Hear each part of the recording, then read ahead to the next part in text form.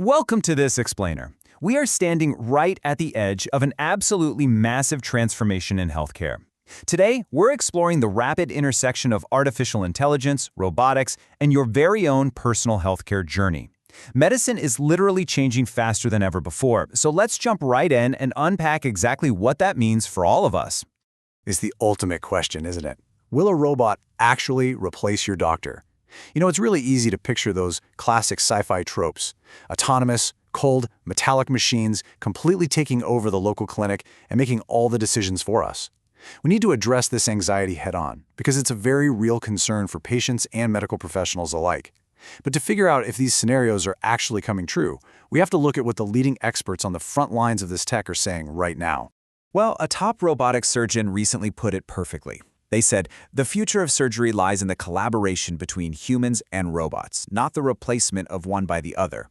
And that right there is the core thesis of this explainer. We are looking at a hybrid model. These machines aren't here to fire your physician. They're actually here to give them superhuman capabilities. It's all about partnership, not a complete machine takeover. To really grasp how this works, think about the difference between an autopilot and a co-pilot. Autopilot medicine is the fear, right? A fully autonomous AI making life or death decisions totally alone. But that's simply not our reality. What we actually have right now is the co-pilot model. AI and robotics are acting as incredibly advanced assistants, feeding human experts real-time data, physically filtering out hand tremors during surgery, and navigating oceans of information. The human is still very much the captain of the ship. Section 1. AI and Diagnostics, Making Sense of the Data. Right now, the healthcare industry has a massive data overload problem, and it's causing unprecedented physician burnout. Just look at this staggering number, 3.6 billion. That is the number of medical imaging scans produced annually across the globe. That's a lot of data. But what's truly shocking is that an estimated 97% of this data currently goes completely unutilized. We are sitting on a goldmine of life-saving information, but human doctors simply don't have the time or the cognitive bandwidth to process all of it. And that is exactly where machine learning steps in. AI essentially transforms that giant pile of data into speed. Take this real-world example from an IBM AI system. Traditionally, it might take human experts up to 10 days to definitively diagnose acute myeloid leukemia from a complex set of blood samples. 10 whole days. But the AI system, it processed that exact same data and reached the same accurate diagnosis in just 4 hours. That kind of superhuman speed can literally be the difference between life and death for a patient who is desperately waiting for a treatment plan. So as a diagnostic co-pilot, AI gives us 3 massive leaps forward. First, unmatched diagnostic speed, like we just saw, but also enhanced pattern recognition. Think about it, AI doesn't get tired at the end of a long shift or need a coffee break. It can spot incredibly subtle disease markers in a chest X-ray or a genetic profile that the human eye might easily miss. And that unlocks the ultimate holy grail of medicine, early detection.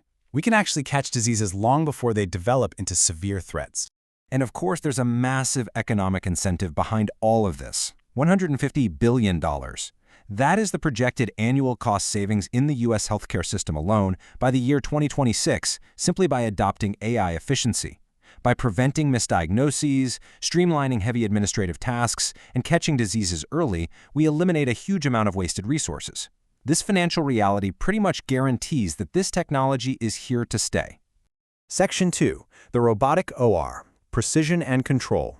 Now, stepping away from the digital data and into the physical realm of the operating room, systems like the Da Vinci robot are totally redefining what's possible. When a surgeon sits at the console of one of these robotic systems, they're granted physical capabilities that go way beyond natural human biology. They get high-definition 3D visualization to see microscopic nerves and blood vessels. The robotic arms automatically filter out any natural human hand tremors, granting them absolute stillness. And because of that precision, they can make incredibly small, minimally invasive incisions, which translates directly to significantly faster healing times and way less trauma for the patient. But hey, let's ground this futuristic tech in some economic reality for a second. The financial barriers to adopting these platforms are just immense. We're talking about an initial purchase price of $1 to $2.5 million for a system. And it doesn't stop there. Annual maintenance alone can hit $200,000. Consumable instruments cost thousands per procedure, and training a single surgeon is incredibly expensive. This naturally raises a major question about equity. Are only wealthy, large hospital systems going to be able to offer this tier of care? Section 3. Roadblocks to Autonomy, Why It's Not Perfect Yet. As amazing as these tools are, real-world friction is definitely preventing fully autonomous care. The biggest technical hurdle right now is what researchers call the long tail. Think about self-driving cars for a minute. It's fairly easy to teach a car to drive on a straight, empty highway.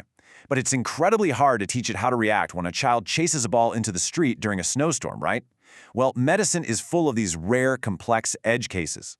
Because these rare diseases are infrequent in real life, AI developers have to create hundreds of millions of simulated patient encounters just to train the AI to handle them safely. You simply cannot deploy a medical AI that is only 90% accurate. The stakes are just way too high. Then there's the black box problem. This is a massive issue for the medical community.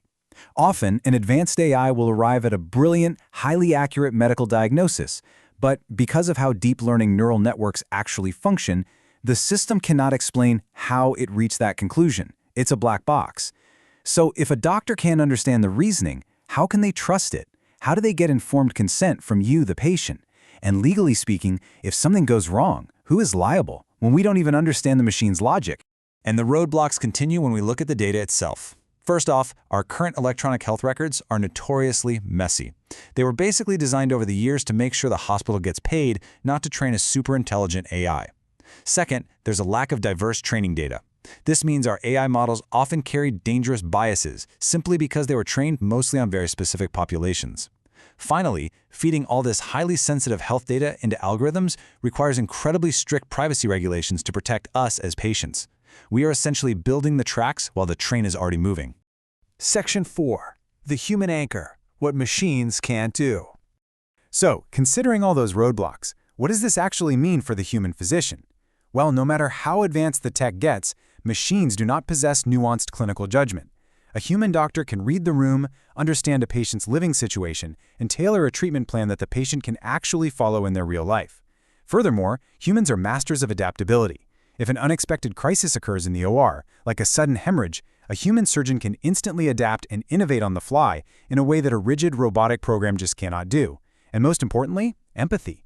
Emotional intelligence, building trust, and holding a patient's hand through a terrifying diagnosis, these are irreplaceable human elements that actually directly contribute to a patient's healing and recovery. Section 5. The Vision for 2030. Proactive and personalized. Okay, so what will the healthcare experience actually feel like by the end of this decade? Well, right now and up through 2030, we are very much in the co-pilot era of incremental, powerful robotic assistance. As we move into the 2030s, we'll likely see semi-autonomous surgical systems taking over highly specific, repetitive tasks during surgery while the doctor oversees everything. And looking further out to 2040 and beyond, we might finally see fully autonomous integration for very specific, tightly controlled procedures. As you can see, it is a steady, highly cautious evolution. But honestly, the biggest shift by 2030 won't just be in the operating room. It's going to be in how we manage your overall everyday health. By integrating multimodal data, I'm talking about the real-time data from your smartwatch, your genetic profile, your daily habits. AI is going to fundamentally shift medicine from a reactive model to a highly proactive one. Instead of waiting until you actually feel sick to treat a symptom, this system will detect anomalies years in advance. It's all about moving away from treating a generic billing code and moving toward personalized care that treats the whole person. A lead researcher on Google's medical AI team put it really beautifully. They said, "I hope by 2030, waiting to see a primary care doctor or specialist is practically alien." And really, that is the ultimate goal here. Democratizing world-class medical expertise so that anyone, anywhere in the world can get immediate, top-tier medical advice right on their device. Imagine eliminating the waiting room entirely and saving the human experts for the complex cases that truly need a human touch. Which brings us to our final thought today. This technology isn't science fiction anymore. It is already here, and the collaboration between human and machine is rapidly reshaping everything we know about health, healing, and longevity. The tools are ready to become our co-pilots. So the real question is, are you ready to trust the hybrid future of medicine? Thank you so much for joining me for this explainer, and keep questioning what's next.